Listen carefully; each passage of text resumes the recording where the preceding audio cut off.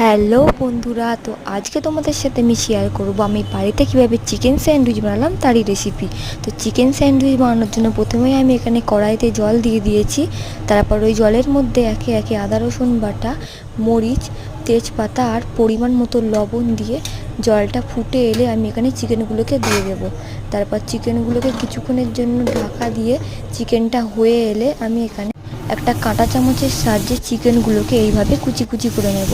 তারপর আমি এখানে চিকেনের স্টাফটা তৈরি করার জন্য প্রথমেই কড়াইতে দিয়ে দেবো বাটার, রসুন কুচি, পেঁয়াজ কুচি, লঙ্কা কুচি, ক্যাপসিকাম কুচি, পরিমাণ মতো নুন আর পরিমাণ মতো দিয়ে দেবো গোলমরিচ গুঁড়ো। তারপর চিকেনটা দিয়ে দেবো, দিয়ে একে একে এই চিকেনের উপরেই দিয়ে দেবো টমেটো সস, সয়া সস আর দিয়ে দেবো কর্নফ্লাওয়ার দিয়ে কিছুক্ষণ নেড়ে চেড়ে তো আমি এটাকে লাভিয়ে নিলাম।